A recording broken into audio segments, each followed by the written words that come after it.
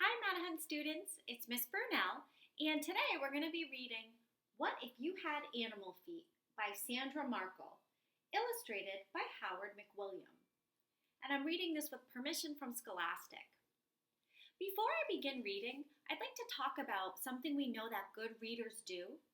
We know that good readers visualize while they're reading. That means that you're making pictures in your mind from the words in the text. It's almost like you're making a movie in your mind, so it's a lot of fun. This can help you to better understand what's going on in the story. It can help you to remember important information from a nonfiction text. So it's a really good strategy to use while you're reading. So as I'm reading this story today, I'm going to share with you some of the things that I visualize while I read. What If You Had Animal Feet by Sandra Markle, illustrated by Howard McWilliam.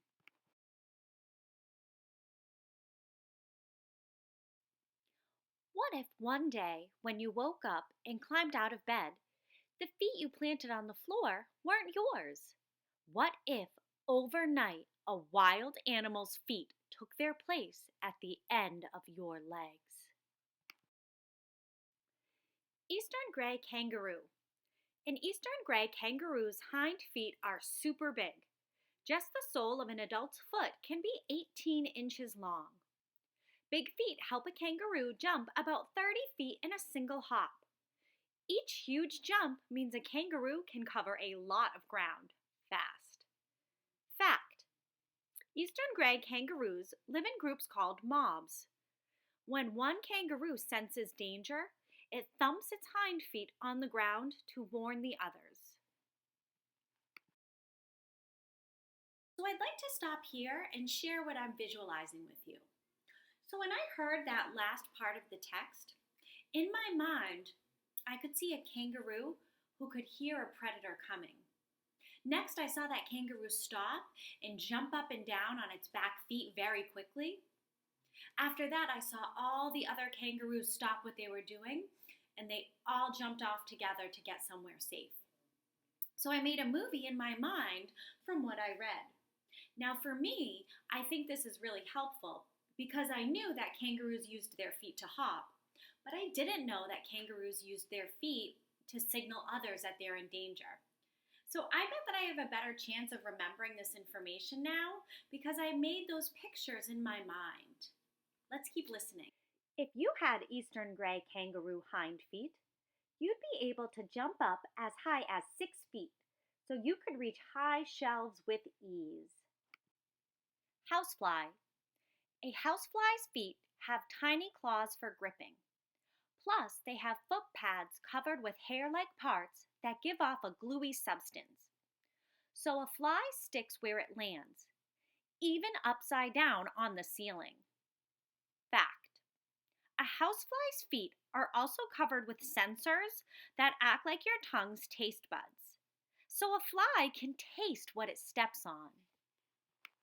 I'd like to stop here and share what I'm visualizing again. Based on the words that the author chose to use, I could picture a fly upside down on my ceiling. And it was as if I had a magnifying glass and could zoom in on the fly's foot. On one of the feet, I could see all of these tiny little hairs, and at the end of the hairs was a clear gel-like substance. And that was how the fly could stick to the ceiling.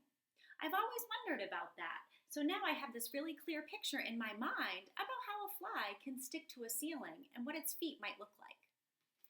If you had housefly feet, you'd be a basketball superstar. You could run up the wall and across the ceiling to drop the ball through the hoop. You'd never miss a shot. Green basilisk lizard. A green basilisk lizard's back feet have long toes fringed with skin. This fringe spreads out when it slaps its foot down. When it slaps its foot on water, air becomes trapped under each toe. And when it runs fast, this keeps the lizard on the surface for at least 15 feet.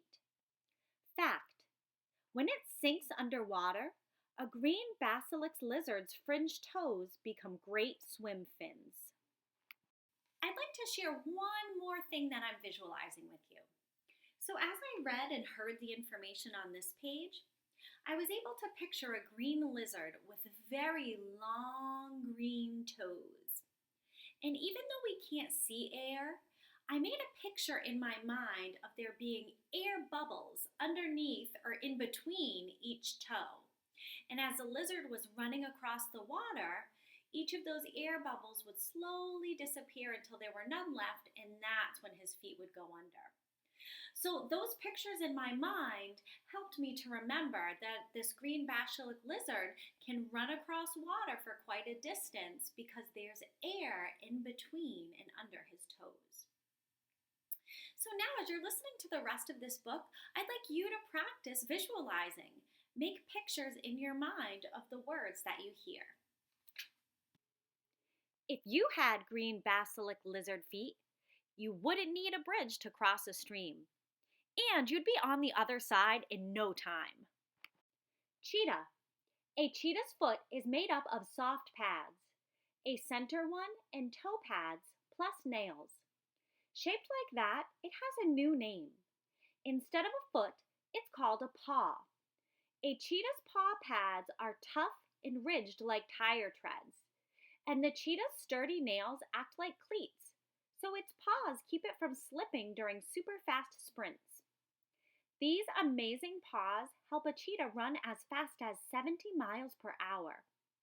That's faster than any other land animal. Fact: a cheetah's pattern of foot pad ridges are as unique as a fingerprint, which means that no two cheetahs have the same paws. If you had cheetah feet, you'd be on time for school every day because you'd always catch the bus. Gray wolf. A gray wolf's feet are called paws too. When crossing snow, a gray wolf's toes separate and stretch apart.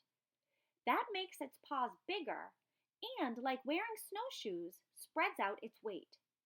This means its paws don't sink in as deep, which makes walking or running easier. Fact: a special network of tiny blood vessels helps keep a wolf's feet warm, even on ice. If you had gray wolf feet, you could play barefoot in the snow and still have toasty warm tootsies. Duck-billed platypus. A duck-billed platypus has skin connecting its spread-apart toes. This type of foot is called a webbed foot. The platypus's front feet even have skin that sticks out beyond its toes, making them the perfect swimming flippers. But the minute it starts to walk, dig, or scratch, this skin pulls back so the platypus can use its sturdy, sharp nails. Fact: a male duck-billed platypus's back feet each have a spur-like nail to inject venom, a poisonous fluid. This isn't deadly to humans, but can be very painful. If you had duck-billed platypus feet, you'd be a fast-swimming superhero with a built-in weapon. Barn owl. A barn owl's feet have 4 toes tipped with talons, which are long, curved, sharp nails. Usually, 3 of its toes aim forward and 1 backward, but it can swing a second toe on each foot to the back. This helps keep an extra tight grip on wiggly prey, such as rats or mice. Fact: a barn owl's middle front toenail on each foot has a tooth-like edge. It uses this to comb the feathers on its disc-shaped face. Flat feathers funnel sound into its ears so it can listen as well as watch when hunting for a meal. If you had barn owl feet, you'd never have to bend over to pick things up. Aardvark. Each of the toes on an aardvark's feet ends in a sharp, sturdy toenail. The front ones are shovel-shaped. These are great for digging a burrow for their home or finding ants and termites, its favorite foods. Fact: if attacked by a predator, like a lion or a leopard, an aardvark digs a burrow to escape. If caught, it flips onto its back and lashes out with its nails.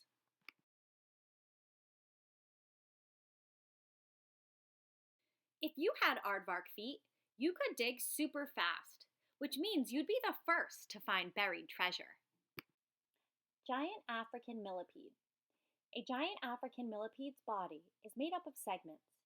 A baby starts out with just 4 or 5 segments, but as it grows, it adds on more. Each segment has about 4 feet. An adult may be 40 segments long with lots of feet, and it needs every single one. It can travel by tunneling through the ground. So while some feet are busy walking, others move dirt out of its way. Fact: a giant African millipede has an exoskeleton, meaning the hard parts of its body are on the outside. So to defend itself, it curls up with its delicate legs and feet inside and its armor outside. With giant African millipede feet, you wouldn't need anyone else to have a parade. You would be a marching band of one. Mountain goat.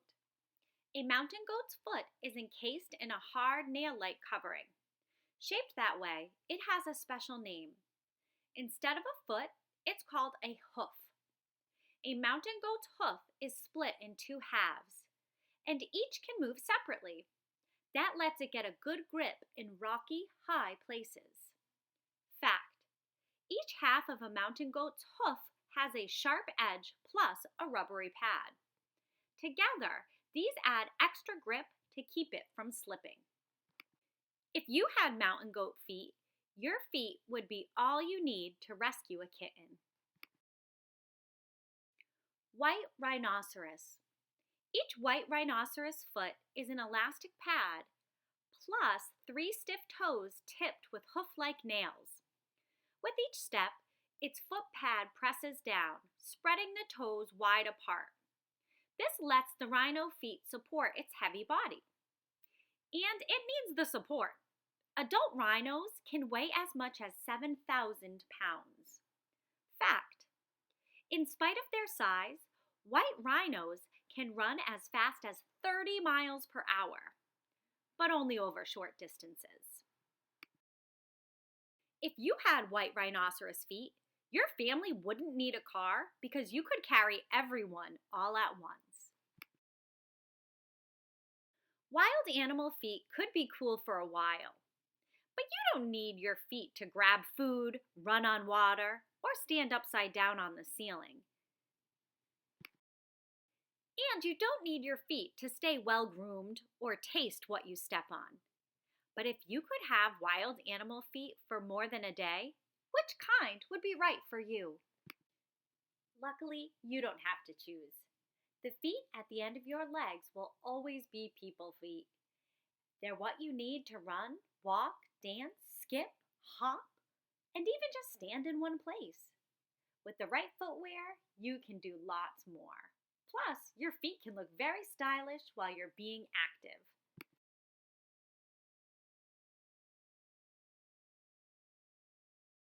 Well, I hope you enjoyed reading What If You Had Animal Feet? This week, as you're reading books, I'd like you to focus on visualizing. Think about making pictures in your mind while you're reading. I can't wait to see you soon. Bye.